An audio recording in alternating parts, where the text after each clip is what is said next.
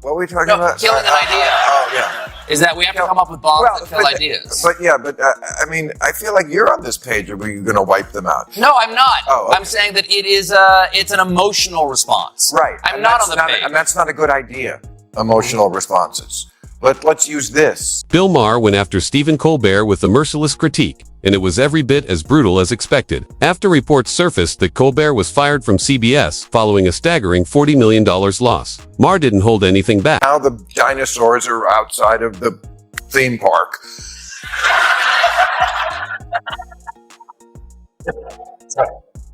And I do this for a living, and I'm not sure if I follow you there. Okay, but they... Never one to hold back, Maher went all in on Colbert, slamming his relentless Trump obsession for ruining the show and turning off half the country. And we all know Maher has been targeting him for years. This wasn't just commentary, it was a full-blown verbal demolition. If you love seeing the truth scorch the screen, hit that subscribe button and turn on notifications. Trust me, you won't want to miss what's coming next. The comics that were supposed to put everybody to bed or whatever it is, they all went bananas left. I mean, Colbert, these guys are terrible. Like, Kimmel to me is just maybe friends with him. I know a lot of people I love Jimmy. Yeah, like he's Colbert and I are not me. friends. Yeah, like those guys to me, they're just the worst sort of partisan nonsense. You want everybody. But the good part of that is we don't hide it. Like, he doesn't like me and I don't like him. And we don't deny it and we don't like it. No, but he's nothing. Colbert? Yeah, he's nothing. He's also very successful. No, but he's just giving the machine what it wants all the time. Giving the machine, for my differences with you, I totally respect you. Is well said. Yeah. Giving the machine what it wants. I wish I had thought of that phraseology. That's exactly. Maher pulled no punches, unleashing a barrage of sharp critiques on the former late-night host. He called out the relentless partisan politics disguised as comedy and lamented the loss of late night's golden era when these shows were meant to entertain, not indoctrinate. Once a source of lighthearted laughs to help Americans unwind, late night has now morphed into ideological echo chambers. Maher slammed the trend of hosts blindly cheering leftist policies while relentlessly attacking anything conservative, turning comedy into propaganda. Jokes have taken a backseat to narratives, and Maher isn't laughing. He's stupid, this guy, so he's thinking he's praising, but he's actually undercutting. Again, this is a triple axle.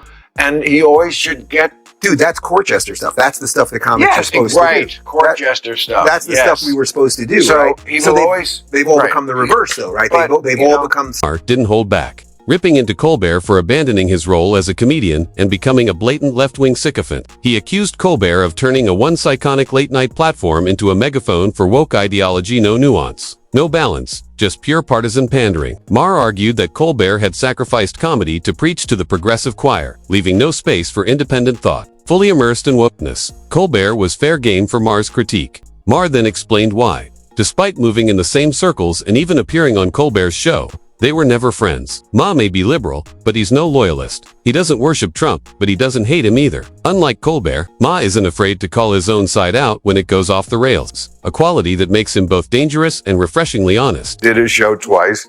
I mean, it just, you could tell it's on screen, and it's okay. Yeah. It's okay. It's not like we fucking fought each other and like came to blows. But it's just thing. Like, he's very opposite of me. He's like a married Catholic. And I'm like me, so, but that's okay. We're not alike. You bring your lawyer to confession. Right. I don't have Republican gay sex. Maher then tore into Colbert's carefully crafted public persona, calling it a performance built for applause. He suggested that every laugh, clap, and reaction is choreographed to push a narrative rather than reflect authenticity. Unlike Real Time, where Maher frequently challenges his audience, even risking boos for speaking, Uncomfortable Truths Colbert's show feels more like political theater than genuine late-night satire. Maher emphasized that while his own show is scripted, it never forces laughs or demands blind agreement. He challenged viewers to ask themselves, has Colbert ever let dissent be heard on his stage? Ever allowed an unfiltered opinion to shake the room? The answer, he implied, is clear. Now the dinosaurs are outside of the theme park.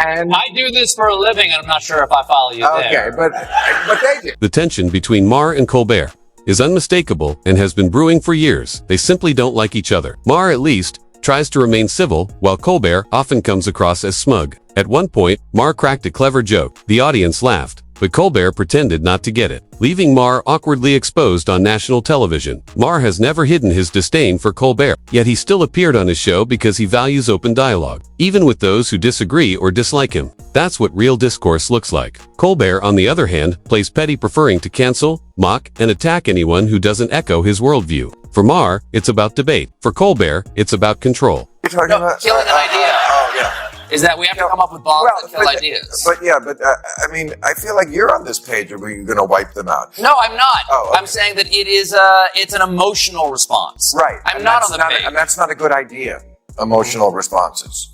But let's use this. Maher then completely eviscerated Colbert, urging him to rely more on his brain than his emotions, warning that emotions can be dangerously misleading. He explained that hatred can blind you to any good in someone, just as blind love can make you ignore their faults. Maher encouraged Colbert to rise above the tribal noise and think critically. Strong opinions are fine, but when emotion rules everything, fairness, rationality, and intellectual honesty are lost. Everyone has biases, Maher noted. But true maturity lies in staying level-headed, especially in heated moments. That's what separates genuine thinkers from mere ideologues. $100 million, you lose $40 million a year, but why were you given the job? It's why I always say the thing about, I'm not that interested in what the ladies of The View say anymore. I'm not that interested in what the crazy people on MSNBC say anymore. I'm interested in the corporate layer of it. I'm interested in the people that are running the show saying, okay, we'll give you this to do this. Like, whether Colbert knows it or not, he was just giving the machine what it wants. Oh, there's a guy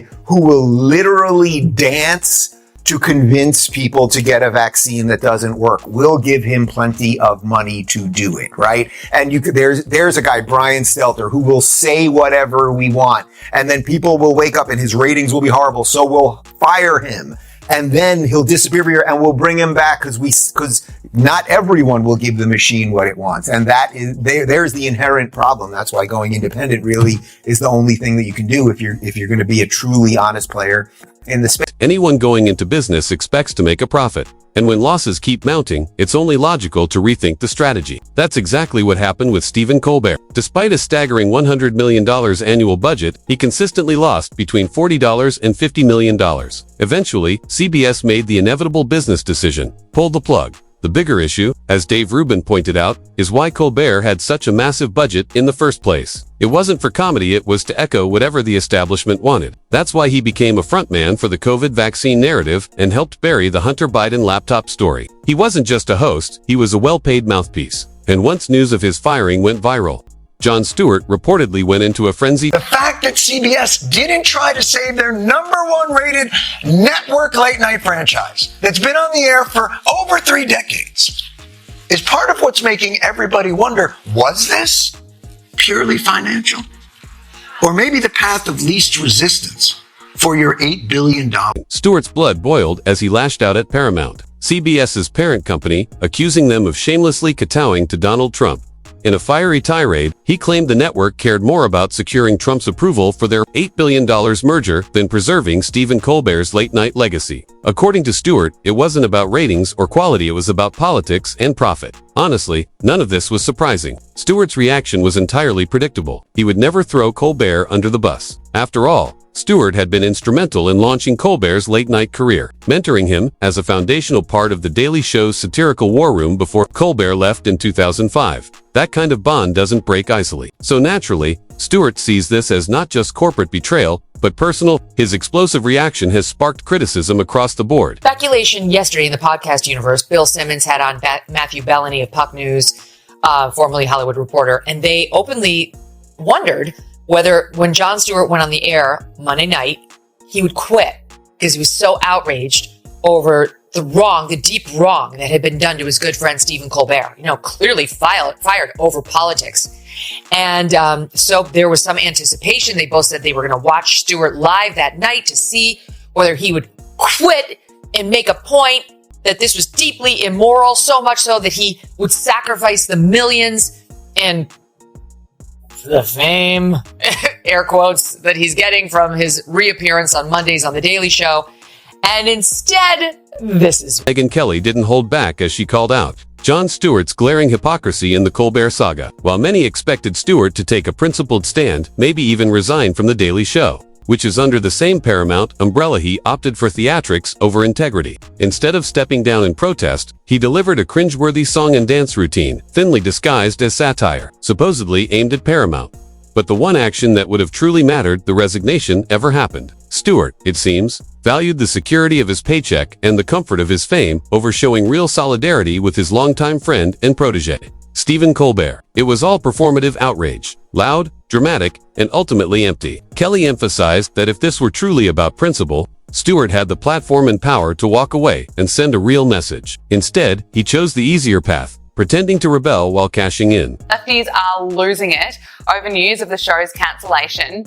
Failed vice presidential candidate Tim Walz, Tampon Timmy, has posted to social media declaring that Stephen Colbert is the best in the business. He always told the truth to power and pulled no punches. We need more of that, not less. Well, having Tim Walz endorse you says it. Interestingly, the outrage over Colbert's firing has come almost entirely from the left. With silence from the right hand, that says a lot. It shows just how far Colbert had drifted from comedy into activism. He wasn't trying to make people laugh. He was trying to make his side feel righteous. In doing so, he failed at the most essential part of his job, being funny to everyone. By turning his show into a political megaphone instead of a late-night escape, he alienated half the country, which explains the steady ratings decline over the past 5 years. Viewers don't want partisan lectures disguised as monologues. They want satire that punches in all directions. Colbert became predictable, and in comedy, predictability is death. He wasn't a unifier. He was a divider with a desk and a laugh track. So it's no surprise that the only ones mourning his departure are the ones he preached to. Everyone else had already switched the channel. Actress Jamie Lee Curtis.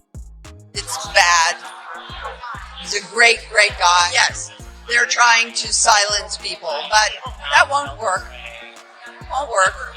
We will just get louder. Be single, quotes a great guy. No doubt. Yes, there are efforts to silence voices, but that won't work. We'll only get louder. Ultimately, Colbert's downfall wasn't just about ratings or money. It was about losing the heart of comedy. He traded laughs for lectures, punchlines for politics, and became a partisan figure rather than an entertainer. While his allies protest, the silence from the rest of the country tells the real story. Maher, Megyn Kelly, and others exposed the cracks in his carefully crafted persona. He alienated viewers, turned his stage into a soapbox, and paid the price. Comedy should challenge, not conform. When it becomes predictable, divisive, and agenda-driven, audiences walk away, and that's exactly what happened. That wraps up today's video. If you enjoyed it, hit the like button and subscribe for more content like this. Thanks for watching, and I'll see you in the next one.